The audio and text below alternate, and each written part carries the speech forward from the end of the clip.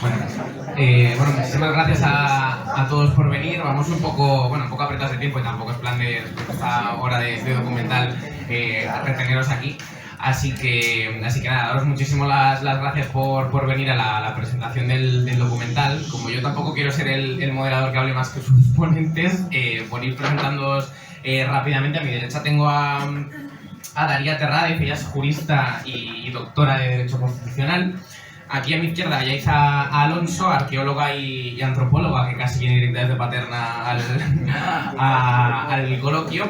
Y a mi izquierda a Iván Aparicio. Él es el director del documental y además el presidente de la Asociación Soriana Recuerdo de Dignidad, si no me equivoco. Entonces, por ir empezando un poco por ahí, Iván, ya que te tengo aquí, que tú eres el director, yo te quería preguntar, vuestra asociación, estáis implicados en muchísimos de los ámbitos en los que, del movimiento memorialista, pues eso, desde intervenciones artísticas, obviamente las exhumaciones, y hemos hablado mucho antes de la judicialización de los procesos. Por ligarlo un poco con lo que hemos visto en el documental, se ha hablado mucho en el documental de esa necesidad de dignidad, de darle otro significado al duelo y a esa pérdida. Entonces yo te quería preguntar, para empezar, pues, por la importancia de esos procesos de judicialización también para dar, cuál es el proceso, cuál es la importancia del proceso de judicialización y también cómo interviene eso en la oportunidad de darle dignidad y una posibilidad de darle otro significado a ese duelo que tienen las familias y los seres queridos de las personas asesinadas durante la democracia. Vale, muchas gracias. Gracias a todos vosotros y a vosotras por venir a ver el documental. Y gracias a Acción Ciudadana contra la Impunidad del Franquismo, no sé si lo he dicho bien.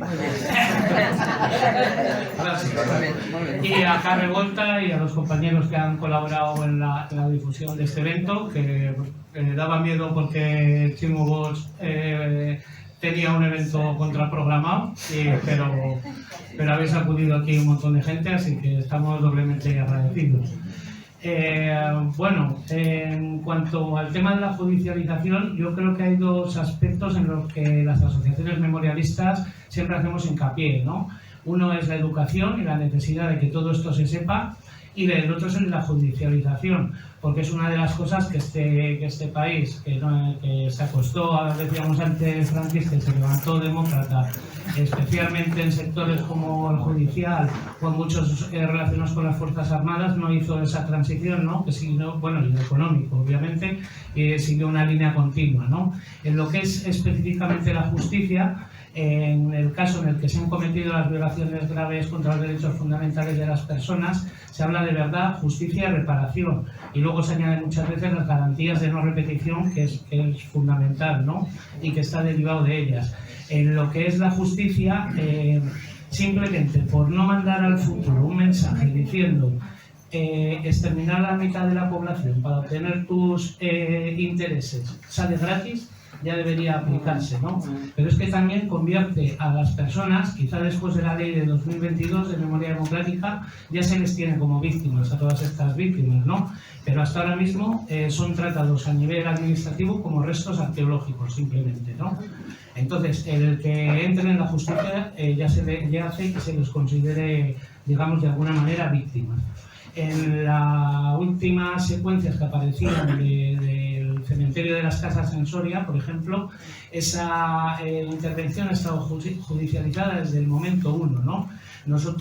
Para nosotros es muy importante y llevamos desde 2013 judicializando todas las exhumaciones. Es insólito en el Estado español y nos lo hemos trabajado mucho, hemos hecho mucha concienciación en todos los ámbitos. Hemos tenido suerte también porque mucha gente que va a hacer exhumaciones intenta judicializarlo y no siempre se consigue. En este caso, por ejemplo, como sabíamos que tenían obligación de intervenir la justicia al ser un cementerio y que no tenía equipo de antropología forense, el juzgado de Soria, ¿no?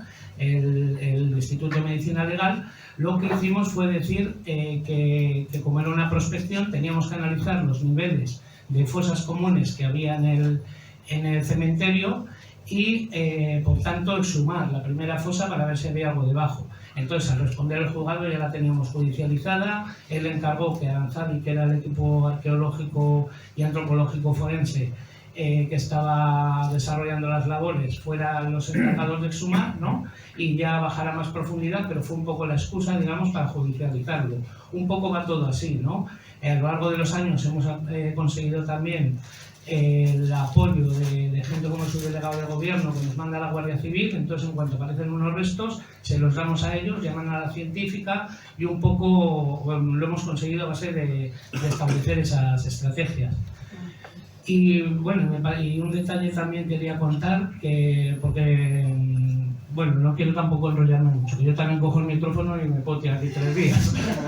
Pero cuando enterramos la foto del maestro, que está lloviendo, es Villas Hayas, vino también Aranzadi con nosotros y después de 3 días no encontramos nada y vamos, nos cayó el cielo encima y bueno, ahí además una de las personas que nos reclamó los restos de su tío se ha metido a la asociación para poder encontrar a otras personas, ya que no encontramos al maestro, ¿no? Pues bueno, recientemente volvimos con otro equipo arqueológico de Soria y estuvimos 5 días y queremos haberlos encontrado, ¿no? Después de ese momento tan terrible, ¿no? Que yo creo que se capta bien en el documental, es importante. Además, la pista es que parece que la fosa es un poco más grande y a una de las personas se la llevan en la propia guerra, lo saca la familia y lo entierra en el cementerio de Barahona, del pueblo, ¿no? Y bueno, yo seguiría dando un montón de información, pero creo que paso mejor la palabra, ¿no? Y vamos hablando entre todos y así no lo yo solo.